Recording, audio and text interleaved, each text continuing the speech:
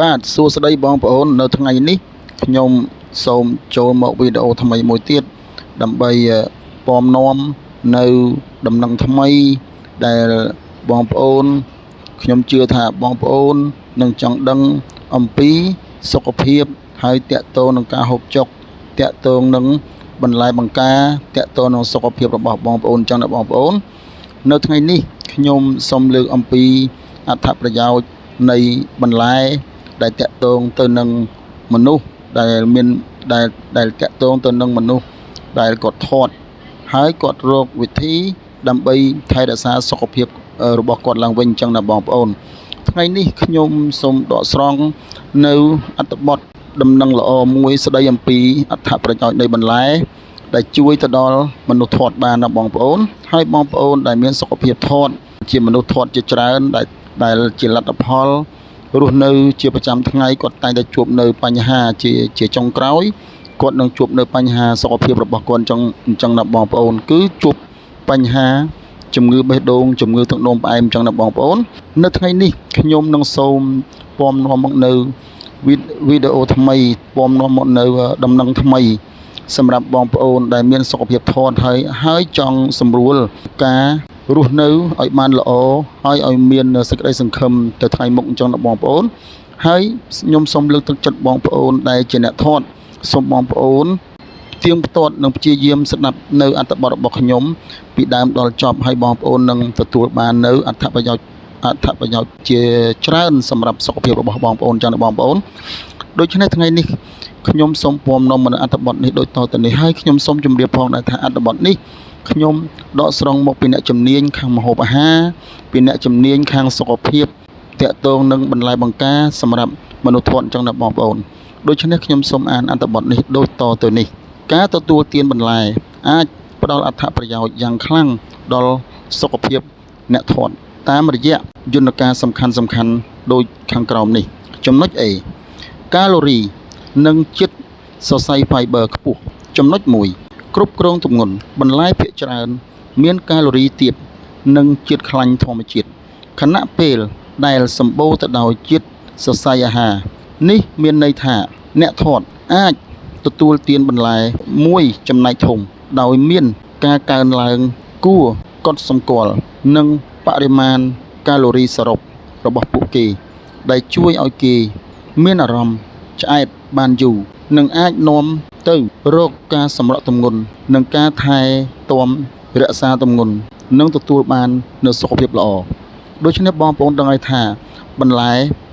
លែភាគច្រើនគឺវាសម្បូរទៅដោយគឺវាមានកាឡូរីទាបដូច្នេះបងប្អូនដឹងហើយថាបន្លែភាគច្រើនគឺវាមានកាឡូរីទាបហើយបើសិនជាបន្លែមានសារជាតិខ្លាញ់គឺជាខ្លាញ់ធម្មជាតិអញ្ចឹងណាបងប្អូន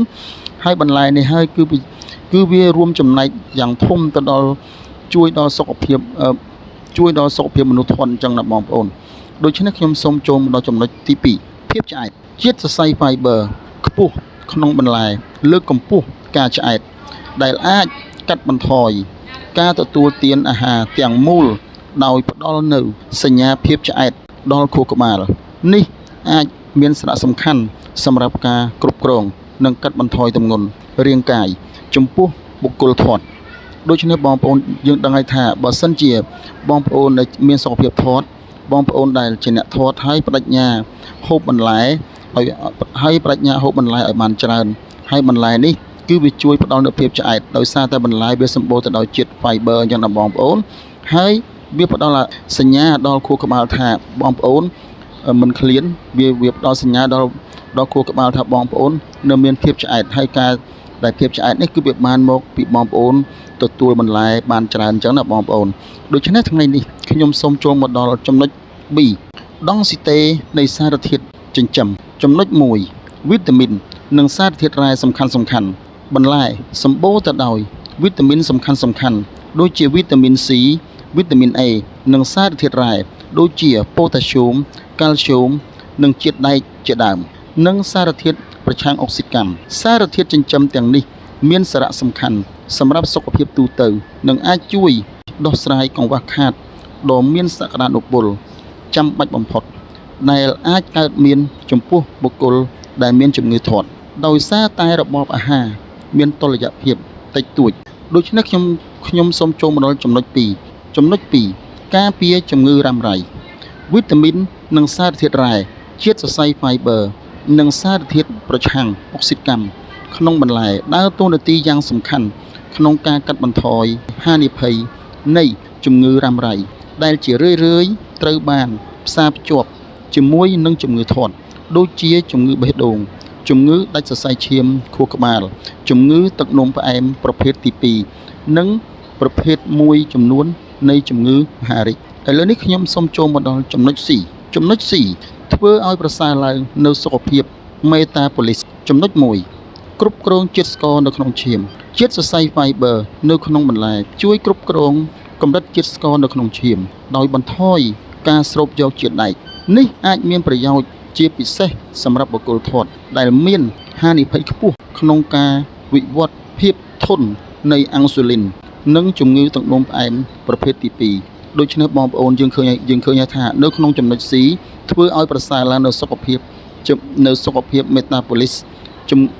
សុខភាពមេតាបូលីសគឺវាតកតងទៅនឹងការគ្រប់គ្រងចំណុចទី1គឺតកតងទៅនឹងការគ្រប់គ្រងកម្រិតជាតិស្ករក្នុងឈាមបន្លែគឺវាជួយបាននៅក្នុងការគ្រប់គ្រងកម្រិតជាតិស្ករក្នុងឈាមគឺវាតកតងទៅនឹងភាពធន់នៃអាំងស៊ូលីនណាបងប្អូនដែលធាត់គឺខ្ញុំលើកទឹកចិត្តបងប្អូនឲ្យលើកទឹកចិត្ត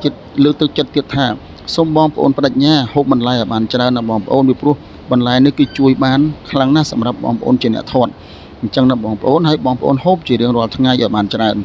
បងប្អូនមិនអាចទៅរកថ្នាំមិនអាចទៅរកអ្វីដែលជាថ្នាំអ្វីផលិតផលអ្វីមកដើម្បីមកផឹកដើម្បីកាត់បន្ថយភាពធាត់របស់បងប្អូនបានទេរឿងសាមញ្ញបំផុតគឺហូបបន្លែឲ្យបានច្រើនហើយជាបន្លែច្រើនប្រភេទដែលបងប្អូនអាចហូបចម្រុះចូលគ្នាជារៀងរាល់ថ្ងៃឆ្លាស់គ្នាទៅវិញទៅមកបងប្អូនអាចចូលទៅមើលនៅក្នុងវីដេអូរបស់ខ្ញុំដែលខ្ញុំបានដាក់នៅក្នុង playlist ថាបន្លែទាំង10ប្រភេទដែលបងប្អូនហូបឲ្យមានអាយុវែងចឹងណាបងប្អូនអាចចូលទៅមើលបានហើយបន្លែទាំង10ប្រភេទនេះគឺវាជួយទៅដល់យើងឲ្យមានអាយុវែងបានចឹងណាបងប្អូនឥឡូវនេះខ្ញុំសូមចូលមកដល់ចំណុចទី2ការគ្រប់គ្រងកូលេស្តេរ៉ុលជាតិសរសៃ fiber រលាយដែលមាននៅក្នុងបន្លែមួយចំនួនអាចជួយកាត់បន្ថយកម្រិតកូលេស្តេរ៉ុលក្នុងឈាមកាត់បន្ថយហានិភ័យជំងឺបេះដូងដែលជាក្តីកង្វល់ដ៏សំខាន់សម្រាប់បុគ្គលធាត់ចំណុចទី3កាត់បន្ថយការរលាកបន្លែជាច្រើនមានសមាសធាតុប្រឆាំងនឹងការរលាកដែលអាចជួយប្រឆាំងនឹងការរលាកកម្រិតទាបរ៉ាំរ៉ៃដែលជារឿយៗតាក់ទងទៅនឹងការធាត់ដូច្នេះបងប្អូនឃើញទេគឺកាត់បន្ថយនឹងការរលាកទៀតកាលណាបងប្អូនជាអ្នកធាត់ហូបបន្លែជាច្រើនប្រភេទអញ្ចឹងដែលតាក់ទងនឹងបន្លែហ្នឹងគឺវាជួយកាត់បន្ថយការរលាកហើយការរលាកគឺគេហៅថាការរលាកកម្រិតទាបដែលបងប្អូនវាតែងតែកើតមាននៅចំពោះអ្នកដែលមានជំងឺធាត់អញ្ចឹងណាបងប្អូនឥឡូវនេះខ្ញុំសូមចូលមកដល់ចំណុច D សុខភាពពោះវៀនចំណុច1ជំរុញ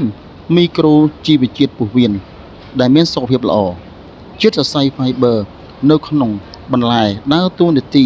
ជា prebiotic ចិញ្ចឹមបាក់តេរីមានផលប្រយោជន៍នៅក្នុងពោះវៀនអតិសុខុមប្រាណពោះវៀនដែលមានសុខភាពល្អត្រូវបានផ្សារភ្ជាប់ទៅនឹងការធ្វើឲ្យប្រសើរឡើងនៅការរំលាយអាហារមុខងារប្រព័ន្ធភាពស៊ាំកាន់តែប្រសើរនិងសូម្បីតែការគ្រប់គ្រងទម្ងន់ក៏ដោយឥឡូវនេះខ្ញុំសូមចូលមកដល់ចំណុច E ជាតិទឹកបរិមាណជាតិទឹកខ្ពស់បន្លែ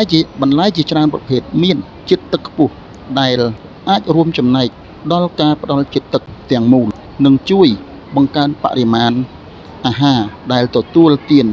ដោយមិនបាច់បន្ថែមកាឡូរីបន្ថែមទៀតទេនេះអាចជួយបន្ថែមក្នុងការភាពឆ្អែតនិងជួយដល់ការគ្រប់គ្រងទម្ងន់សរុបសេចក្តីមកការបញ្ចូលបន្លែជាច្រើនប្រភេទនៅក្នុងរបបអាហាររបស់មនុស្សធាត់អាចជាយុទ្ធសាស្ត្រដ៏មានឥទ្ធិពលសម្រាប់ការគ្រប់គ្រងទម្ងន់និងការផ្ដល់សារធាតុចិញ្ចឹមសំខាន់កែលម្អសុខភាពមេតាបូលីសកាត់បន្ថយហានិភ័យនៃជំងឺរ៉ាំរ៉ៃនិងលើកកម្ពស់សុខុមាលភាពទូទៅការផ្ដោតអារម្មណ៍លើការបរិភោគគួរតែផ្ដោតលើ